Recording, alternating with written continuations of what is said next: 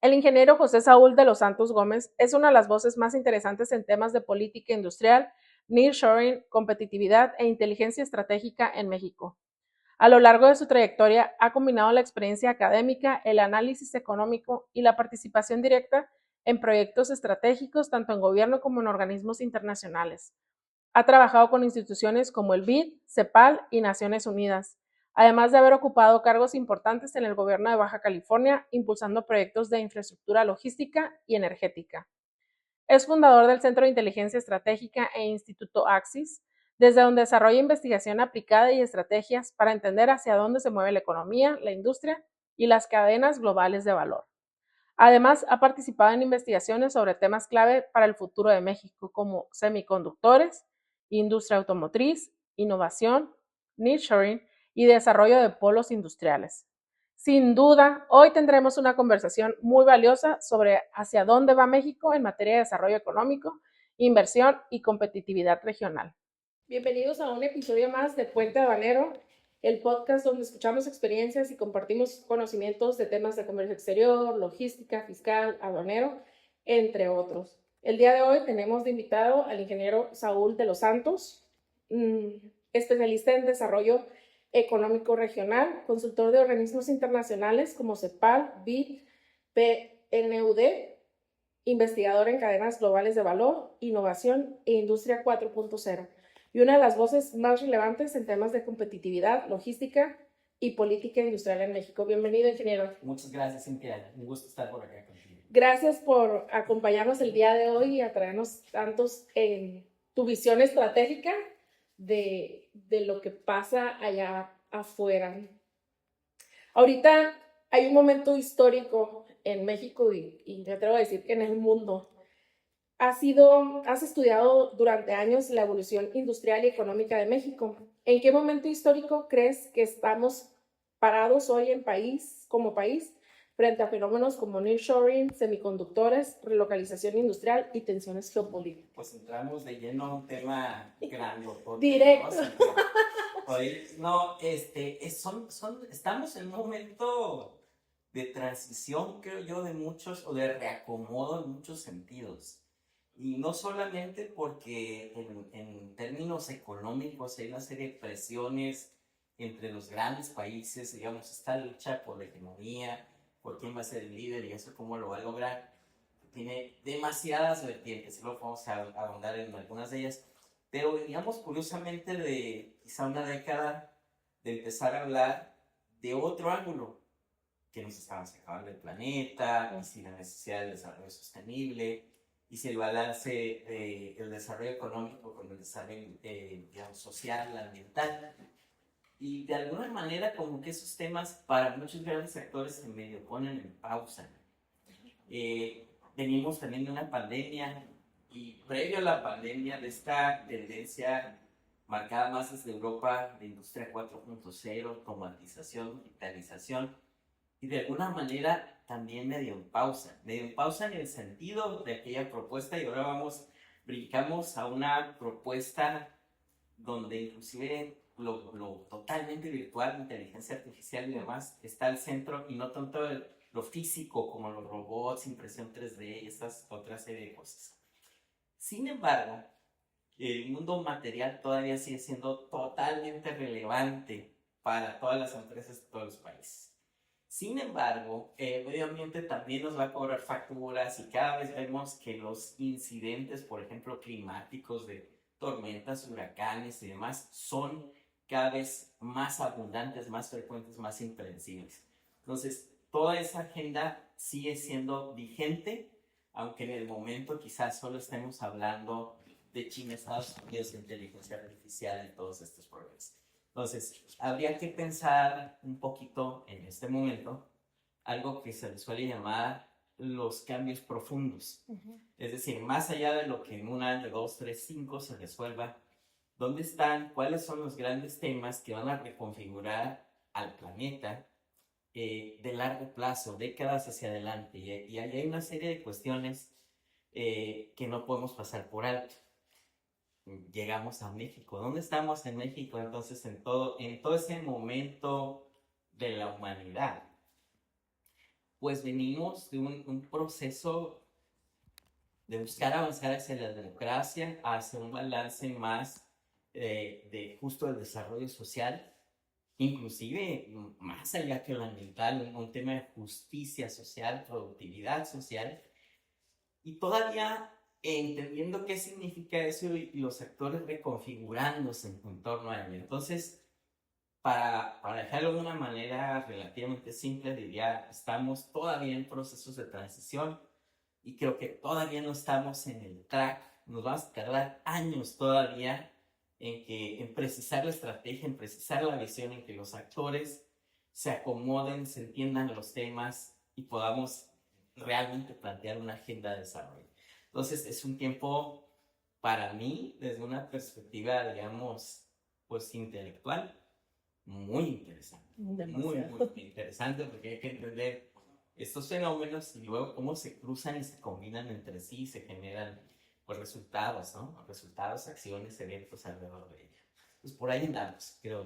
Hace un momento que platicamos previo a entrar, dices, no, temas de comercio exterior como tal, pues no los manejo, no es mi especialidad. Sin embargo, el campo, sin embargo, ¿cómo puedo decir? Las condiciones tienen que estar de lo que tú estás comentando para que pueda suceder, ¿no? Y ahorita viene a mi mente lo de el documento que me compartiste de los polos de desarrollo para el bienestar de México. Sí. Y comentabas que para materializar esas condiciones, no es por sí solo el polo, ya va a funcionar todo, ¿no? Tiene que haber infraestructura, tiene que haber energía, logística, caminos, seguridad, incentivos. ¿Cómo es el proyecto que nos puedas platicar? Que el documento me pareció muy interesante, ¿eh? Ese reporte lo sacamos no hace ni 2 semanas, porque el tema de polos de desarrollo para el bienestar está en la agenda desde el gobierno de Andrés Manuel López Obrador, y luego se le da una segunda vuelta. En ese momento AMLO estaba centrado en el Istmo de Tehuantepec, ¿no? Básicamente para potencializar el desarrollo de la... Se le da en la actual administración de la doctora Sheinbaum un enfoque más extenso, luego se saca una vertiente ahí con enfoque ambiental. De polos de desarrollo se habla mucho y mucha gente dice, yo también quiero uno. Por gente me refiero a las comunidades, a los grupos empresarios, a los alcaldes, a los gobernadores, a lo largo de México. Primero habría que dar un pasito atrás. El tema en general es polos de desarrollo.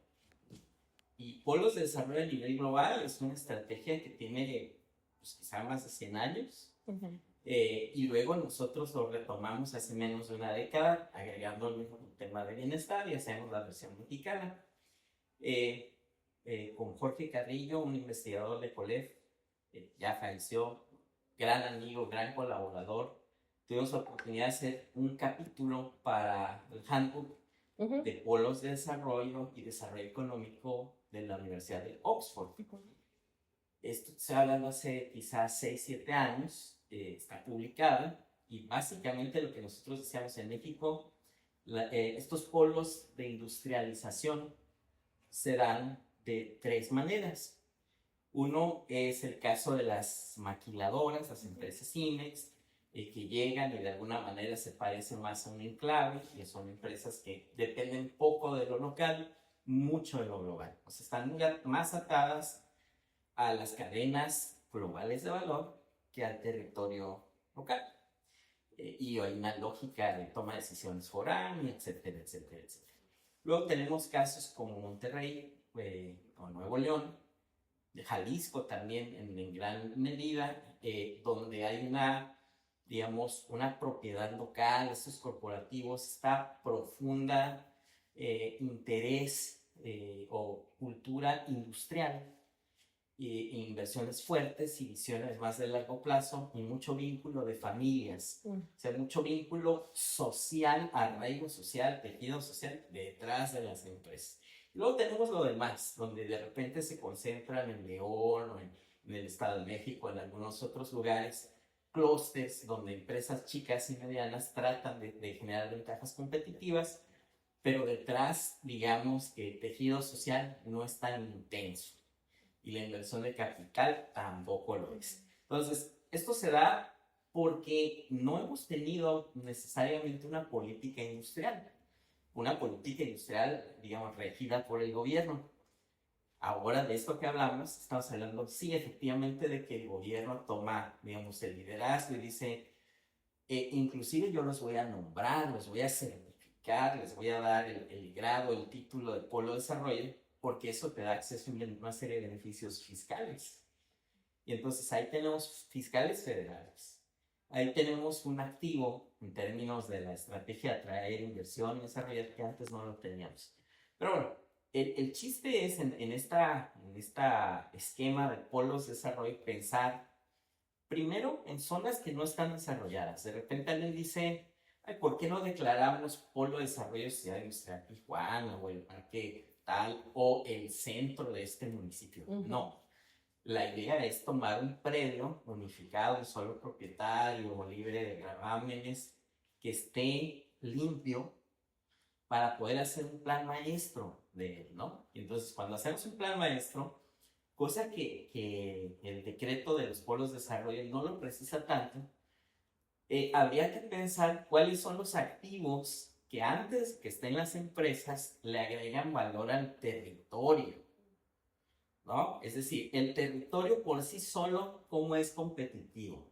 Luego ya estamos pensando en que, es que las empresas que se van a instalar ahí, es que las personas porque son talento y se van a formar y entonces ellos son un activo. No pensemos en eso todavía. Pensemos en cómo este pedazo de tierra de decenas o centenas de hectáreas es más competitivo que otro pedazo de tierra. Ahora, no tiene que ser competitivo para todo. Si fuera orientado, por ejemplo, a industria metalmecánica o plásticos, tendría capacidades diferentes que si fuera orientado a logística. ¿No? Entonces decimos, oye, pues Colonet tiene como un activo diferenciado un puerto 9 veces más grande, proyectado, que el que tiene actualmente Ensenada, ¿no? Y tendrá conectividad carretera, conectividad ferroviaria. ¿Dónde más está eso tan cerca de California? En ningún lado. ¿Dónde es posible que vuelva a existir así? En ningún lado. Entonces tienes una serie de factores que dan una ventaja competitiva. Pensemos en Mexicali, entonces tenemos agua, tenemos energía, tenemos otra serie de condiciones, un terreno plano, más abundante, costo de la tierra más barato, entonces nos da para una configuración diferente.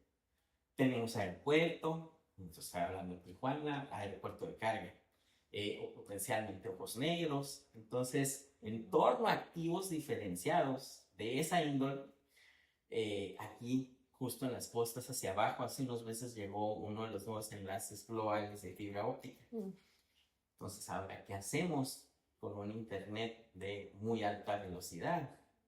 Entonces, ¿dónde más está eso? Entonces, tenemos que pensar desde estas cosas, ductos de gas natural, hidrógeno, que no existen donde sea y que tampoco se dan de la noche a la mañana. Si alguien quisiera replicar estas características, o sería tardado una década o más, o sería prácticamente imposible en muchos casos. Y ahí es donde tienes una diferenciación. Entonces, esta es la idea un tanto detrás de los polos, porque tener un predio disponible y decir vamos a traer inversión de la manera tradicional para esta zona porque tiene un incentivo fiscal, es una ecuación muy pobre, ¿no? Muy pobre. Vamos a llegar a donde ya estamos atendiendo. ¿Cómo avanzamos a un nivel de empresas y de procesos más sofisticados? Pues dándole valor al territorio. Curiosamente, el gobierno federal ha preferido ir orientando, no del 100%, ¿no? Porque tenemos Tamaulipas y Chihuahua como diferentes, pero sobre todo a regiones que históricamente no han sido tan fuertes en procesos de industrialización y empezar en las primeras etapas, digamos, nombrando polos en estas regiones y dándole participación, como ya decía, a los gobiernos locales en definir. Y yo lo que veo es esto que te comento, o sea, una ecuación donde se le da quizá un valor demasiado alto al hecho de ser nombrado polo y no se está poniendo quizás suficiente atención en cómo el territorio adquiere valor. Y ahí tú dices, oye, pues tengo energía o esto y lo otro, pues puedo fabricar. Pero la otra parte de la ecuación es cómo llego lo que hace falta y cómo le doy salida de manera eficiente, ágil, a lo que se produce. Y ahí es donde conectamos justo con los temas de logística y comercio exterior, ¿no? Justamente. Oye, comentabas que en algún momento, ahorita que mencionaste lo de Punta Colonet, porque yo recuerdo que es un proyecto que he escuchado ya desde hace bastante tiempo, ¿no? Sí. Comentabas que la distancia de Tijuana a Punta Colonet es la misma distancia de Tijuana a Long Beach, ¿no? Básicamente, sí. Entonces, estamos hablando de 250 o 170 kilómetros, ¿no? Entonces, finalmente los puertos de Long Beach y Los Ángeles pues están a un punto de ocupación muy alto. Y entonces de alguna manera la descarga hacia acá es natural y aparte tiene una serie, digamos, de ventajas en términos también de digamos, es un sitio donde la concentración urbana no está pegada, ¿no? Entonces, en general, para la ciudad, en el mundo, para las ciudades que tienen puertos y puertos de altura y de carga y demás, es un tema de gestión de sustentabilidad, la coexistencia entre el puerto y la ciudad. Entonces, eso en Colonet nos permite planificar el origen de una manera diferente, ¿no? Hacer reservas territoriales, planificar el uso del suelo de la región, etcétera, las realidades, etcétera. Más planeado, ¿no? Porque ahorita que comentas, recuerdo en Manzanillo, cuando pasaba el tren se detenía la ciudad y era un caos, ¿no? Hasta que ya, no sé si hicieron un puente y ya permitieron la agilidad porque pues estaba impactando, ¿no? Ahí estamos hablando de que creció junto con la ciudad sin planeación, puede ser, ¿no? Nomás estaba la ubicación.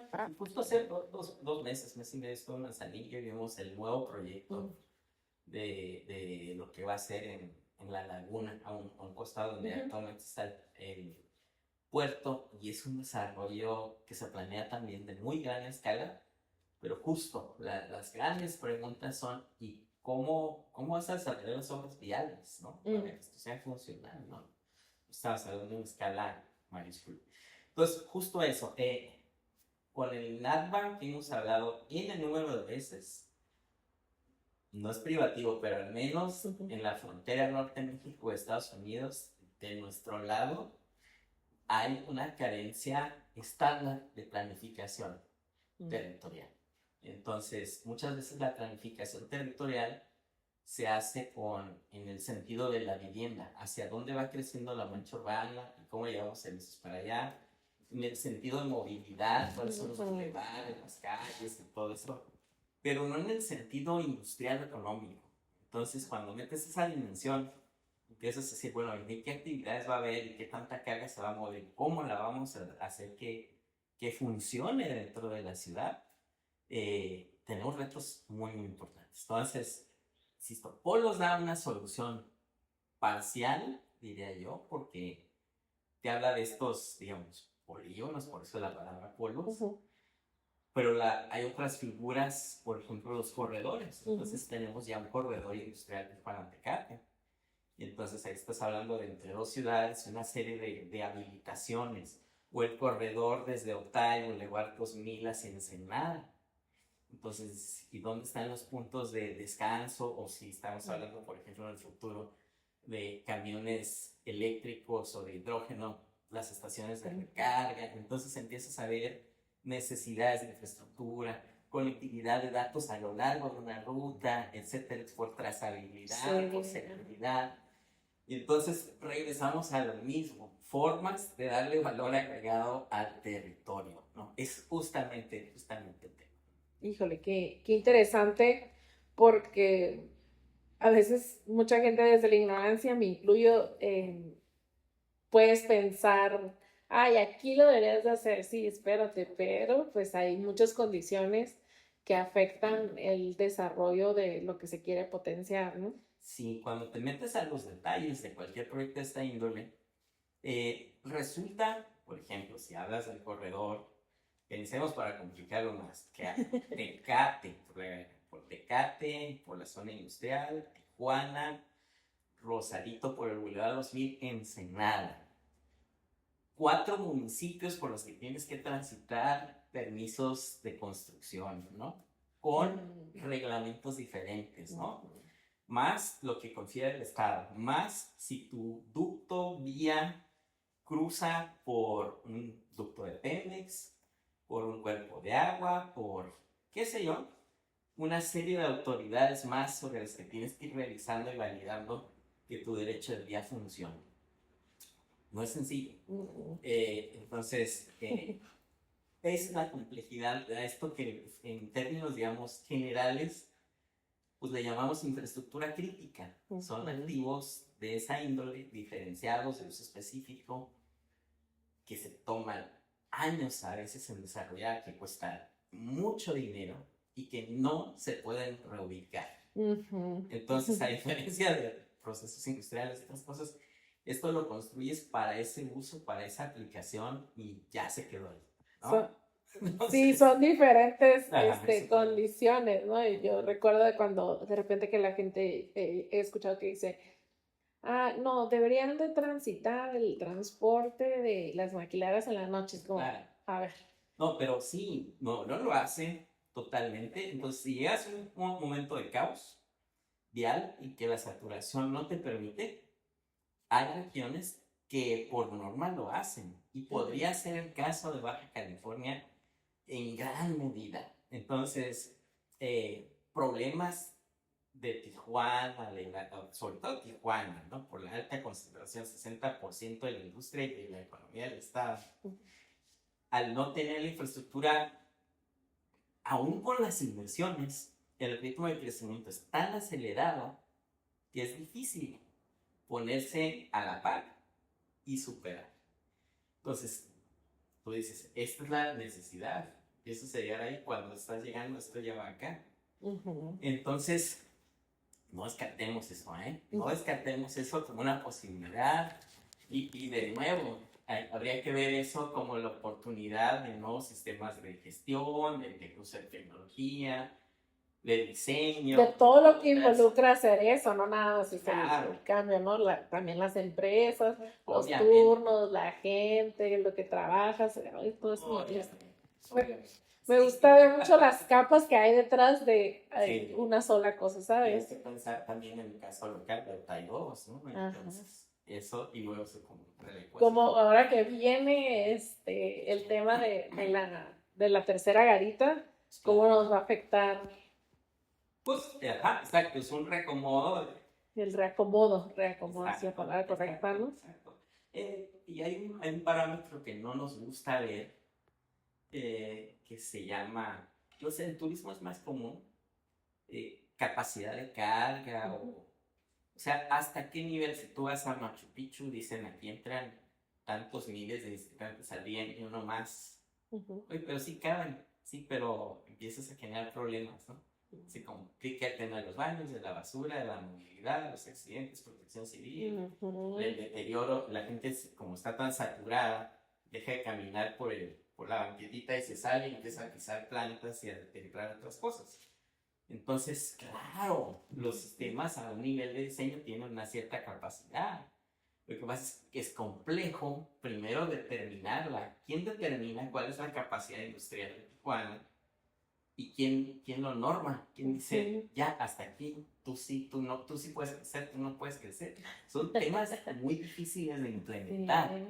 Pero la realidad es que los sistemas tienen su tope, ¿no? Y de ahí dejan de ser funcionales. Así es. Y entonces, al dejar de ser funcionales, te genera problemas de otra índole que se traducen en costos de otra índole, ¿no? Entonces, es parte de la complejidad.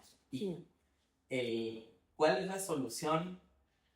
Pues una es en lo nuevo, planifícalo bien, pero lo que ya está es mucho más complicado, porque tienes que ir llevando soluciones sin parar lo que ya está sucediendo, ¿no? Entonces eso es sumamente. Oye, sin pararlo y sí, Ajá. sí, lo tienes que mejorar porque si no vas a hacer un caos, ¿no?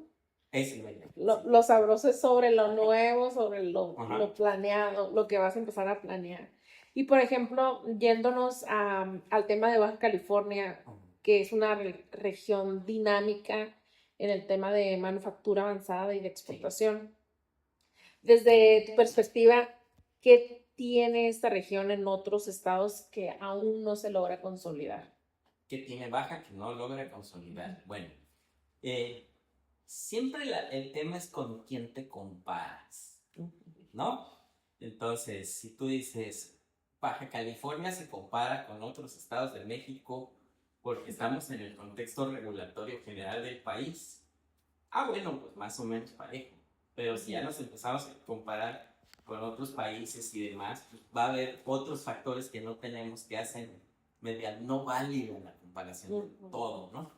Entonces, habría que decir quién lo ha hecho bien y en qué lo ha hecho bien.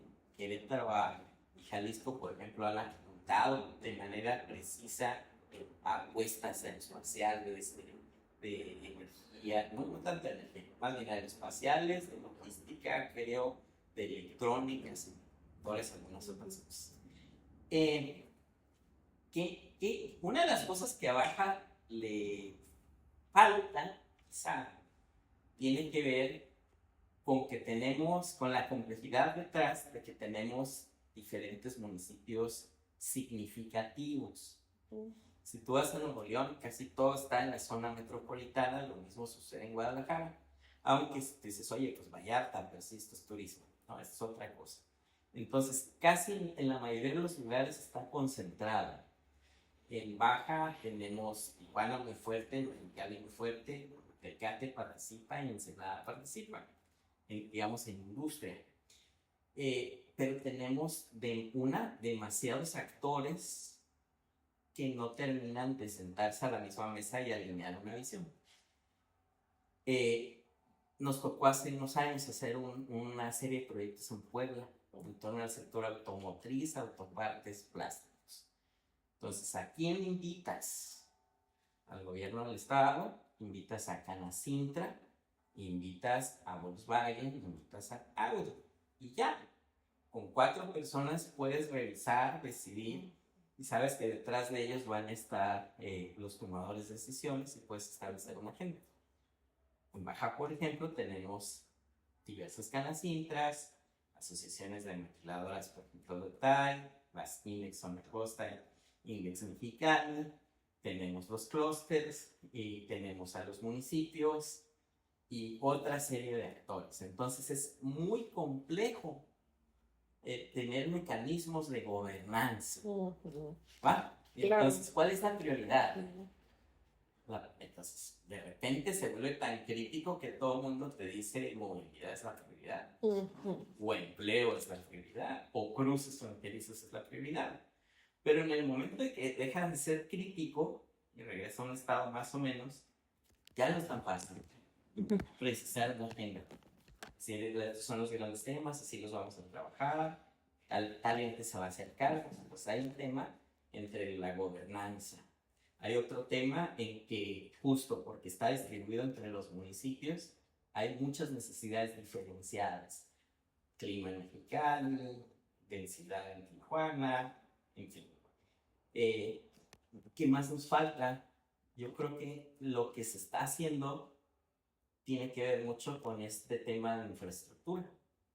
Entonces hay cuestiones de agua, energía, históricas, temas de movilidad, llámese ferrocarril, carreteras, etc. Y el tema de polos, parques, corredores o distritos, sea lo que aplique en cada caso, planificados, es parte de las herramientas para entrar en un tema pues que finalmente es de ordenamiento y de planeación. ¿No? Son las dos cosas, es hacia dónde le quieres dar porque conviene más, cumple las disposiciones y lo que sea. Y lo otro es cómo tienes autoridad para ver que eso se cumpla, ¿no? Que no se estén desarrollando actividades, digamos, fuera de o en incompatibilidad con.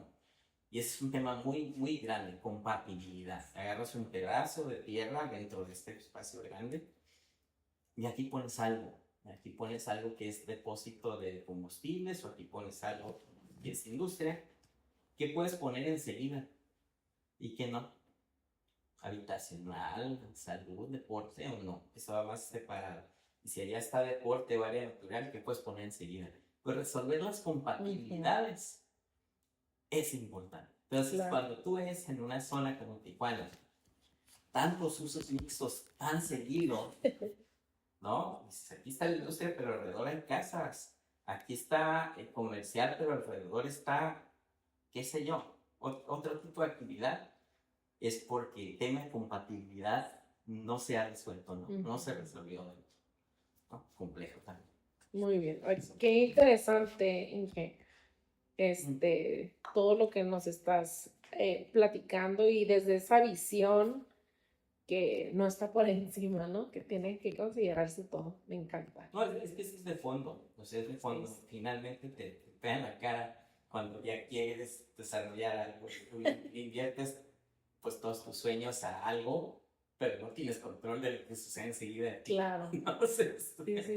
Entonces es complejo. Son todos los factores, ¿no? Sí. ¿Cuál consideras que ha sido el mayor error estructural de México en la política industrial y desarrollo económico Esta está muy fácil. en las últimas décadas? Una no tiene precisión y otra discontinuidad. Cada cambio de administración, la idea anterior no era y ahora es la nueva. Entonces Sí, eso ¿por qué? ni nos permite avanzar. Esto tiene dos efectos directos muy evidentes. Uno, cuando estás cambia y cambia el plan, no avanzas. Y segundo, cuando estás cambia y cambia el plan, a los de afuera les dices que no es confiable lo que les estás diciendo el día de hoy, porque seguramente mañana alguien lo va a cambiar.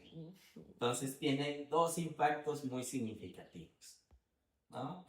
Sí, o sea, no sé si molestar es la palabra correcta, pero me desespera esa parte de la continuidad. Es como que pues, al final es trabajo, es infraestructura para tu movilidad, es para todo, como es una visión a largo plazo de un proyecto que se beneficia tú, tu sociedad, tus hijos, tus sobrinos, tus hermanos y tus papás, ¿no? Sí. Pero no logro entender la falta de visión y la falta de colaboración, independientemente de qué representes, ¿no? Yo creo que en el fondo hay un tema de gobernanza, o sea, son los grandes acuerdos de cómo vamos a tomar decisiones y cómo las vamos a respetar, ¿no?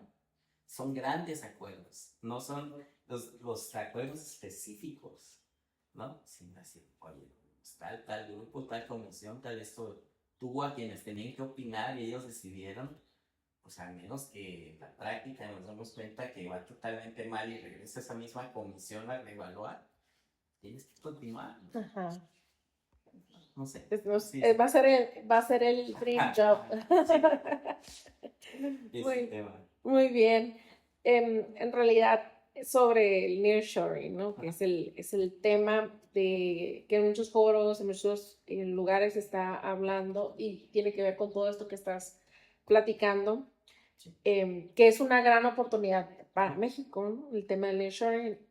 Desde tu experiencia en investigación y desarrollo regional, ¿realmente estamos preparados para capturar ese valor, o seguimos solamente una plataforma de manufactura? Bueno, vamos a partir en dos partes la pregunta, porque una cuestión es el nearshoring como tendencia de relocalización no es tan reciente, y ese, digamos que ha continuado y va a continuar, pero hay un pico enorme de miles de millones de dólares de nearshoring del que hablaba el gobierno de Estados Unidos, que ese ya se acabó, punto. ¿Por qué? ¿Cómo sabemos? Porque había una gráfica, si ustedes ven la gráfica de tendencia de inversión que estaba extranjera, que estaba llegando a China, iba a la alza, a la alza, a la alza, a la alza. Es un gran imán de atracción de inversión que fue China años atrás. Entonces el gobierno de Estados Unidos dice, eso lo voy a parar. y lo para de tajo hace algunos años, y la llegada de inversión extranjera a China cae y regresa a sus niveles usuales. Eso fue el nearshoring. Eso fue el gran nearshoring. Ahora nos quedamos en el tradicional nearshoring. Okay. ¿No? Entonces, ya sucedió. Esa salida o esa ausencia de que el recurso siguiera llegando a China, ¿a dónde quedó? ¿A dónde se fue entonces? Pues se fue a otros países en Asia. No se fue en gran medida a América Latina. No se regresó tampoco en gran medida a Estados Unidos. Por eso hubiera sido reshoring, no near, ¿no? Hubiera sido regresarlo, repatriarlo. Repatriación ha venido más con la época de la administración de Trump, centrado en automotriz, centrado en semiconductores y en 2 o 3 industrias más que finalmente tienen mucho que ver con la seguridad nacional, ¿no? Entonces, es otro fenómeno que no es lo mismo que simplemente que no se vayan a China, pero que también está, ese sigue activo en gran medida. Hay cosas de las que nos damos cuenta fácilmente, como por ejemplo semiconductores, calado de TSMC, Taiwán, Arizona, proyectos de Intel, proyectos de SK Hynix y de otras de semiconductores llegando a Estados Unidos. Eso prácticamente ya terminó de suceder y lo que sigue es la proveeduría y hay una gran oportunidad para nosotros. Grande. Y luego están otras cosas no tan evidentes como el tema de tierras raras, que es, digamos, un insumo para semiconductores y para otras industrias, automotriz y telecomunicaciones y defensa y muchas cosas, donde también, porque el mundo de alguna manera se durmió y no se dio cuenta, más del 90% de la cadena de suministro de esos materiales la tiene en China. Pues paró el mundo, ¿no? Entonces, para el mundo, el día que dice no te vendo, para el mundo, ¿no? Entonces, eso sigue ahí como un área de oportunidad. El asunto de tierras raras es que o las tienes en el subsuelo o no las tienes. Entonces, si no las tienes, no hay manera de encontrarlas, ¿no? Entonces, pues África ha sido fuente de muchos de esos materiales. Se habla de las regiones de América Latina, se habla del coltan en la península de Baja California, pero pues todavía no estamos ahí, ¿no? Todavía no estamos ahí. Entonces, nomás para redondear, todavía en la reconfiguración de cadenas hay mucha oportunidad en sectores no tan sensibles de seguridad nacional.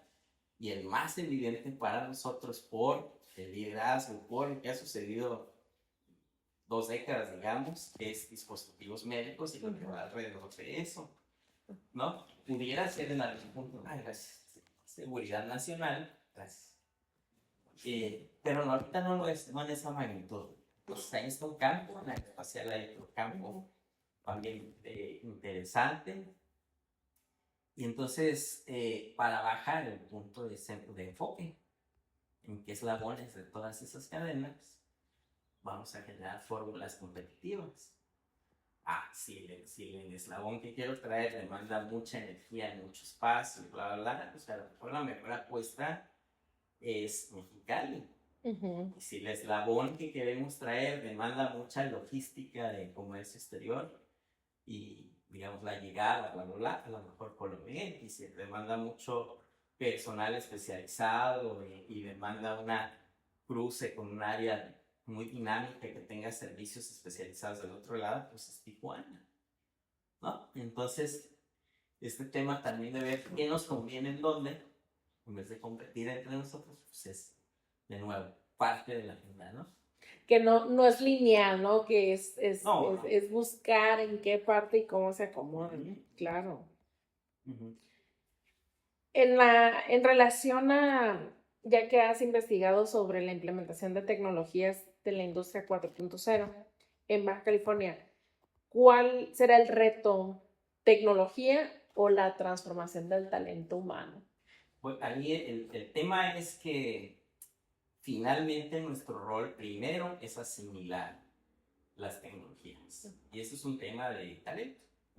Entonces, antes de desarrollar tecnologías en ese campo, que paréntesis, hay algunas empresas del lado de software, no de hardware, que en Baja California están desarrollando. Pues no las quisiera pasar por alto porque en software es más fácil tener una participación en el desarrollo que hardware. Pero lo primero es asimilar lo que ya existe, dominarlo, entender por qué funciona, cómo funciona, y luego podemos hacer tecnologías propias, ¿no? Hay empresas locales que hacen temas de transferencia de datos, de sistemas de detección de fallas, de rastreo de materiales, todo el tema de trazabilidad. Entonces, pues, se puede. Sí, qué bárbaro. En cuestiones de las cadenas de valor, hoy las cadenas globales de valor ya no solo se diseñan por costos, sino por seguridad, geopolítica y resiliencia, que es lo que hemos estado platicando, ¿no? ¿Cómo cambia eso la posición estratégica de México frente al mundo? En la mejor ya platicamos poquito. Pues más o menos, pero sí. Bueno, cuando hablamos, vamos a hacer cosas, industrias estratégicas o sectores críticos, y luego también podemos hablar, alguien diría, de materias primas críticas. Ninguno de esos tiene una definición universal. Estas son a lo que es crítico para México, no es crítico para Estados Unidos, no es crítico necesariamente para China. Hay temas que coinciden y hay temas que no. Entonces, ¿qué es crítico para México? Pues energía. Indudablemente, hacia el largo plazo, la no dependencia energética es fundamental en términos de soberanía nacional. La seguridad alimentaria y de salud son esenciales para la soberanía y el desarrollo de México. Entonces, antes de otras industrias más sofisticadas, esas las debemos de tener razonablemente, déjenme usar la palabra, controladas.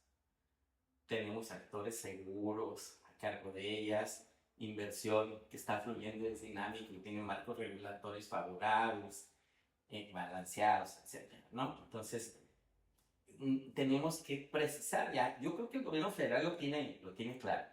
Una cosa es que sea estratégico porque esos sectores, digamos, hay mucha inversión moviéndose en el mundo, entonces pues no está bien desperdiciar la oportunidad de agarrar un cacho. Claro. Pero eso no significa que lo que esa empresa fabrica para mi estabilidad de futuro como país sea estratégico. Lo que es estratégico de esa inversión es que genera empleo de rama económica. Aunque las televisiones, los automóviles o los semiconductores se vayan al resto del mundo. Pero no nos resuelven nuestros problemas nacionales. Entonces, desde ahí. Entonces, es algo que a veces Baja California no participa tanto, porque geográficamente somos un bracito, entonces mandar alimentos de aquí para el centro está complicado, está lejos, mandar energía de aquí para el centro está lejos, ¿no? Sí, entonces, claro. Pero a lo mejor es algo que podemos hacer. ¿Por qué? Pues porque tenemos el tema de dispositivos médicos. Claro. Esta industria paralela y absorción de conocimiento, capacidades y demás, pues a lo mejor eso es algo que sí se puede dar, ¿no? Pues hay que buscarle. Muy bien. Y, por ejemplo, y en México, ¿cuál es la infraestructura crítica que se debe considerar en México para los próximos 20 años? Pues todo el mundo, al estado que vayas, casi, todo el mundo te va a hablar de energía. Esa es transversal a todo México. ¿Qué es lo que viene? Pues ya está, ¿no? Ya está. Luego, agua es diferenciado. Sur-sureste va a decir, yo tengo un gran problema de agua, y del centro para arriba, pues sí hay diferentes grados de problemas hídricos o de estrés hídrico. Pero la infraestructura que nos conecta con el mundo, en términos de los sectores productivos después de la energía, es fundamental. Y ahí estamos hablando de dos cosas. Todo lo físico, logístico, puertos, carreteras, ferrocarriles, cruces fronterizos, ferrocarriles, etc. Por el movimiento de mercancías, entrada, salida y la eficiencia de todo ese sistema. Y el otro tiene que ver con datos. Y entonces, cuando tú dices, es que sí tenemos internet, sí, pero ¿a qué velocidad te da cuando tú tienes un emprendimiento de desarrollo y vas y contratas con los proveedores locales que tienen el cable o la antena que pasa en la zona que tú estás? ¿Qué velocidad te entregan? ¿No? ¿En qué regiones del país?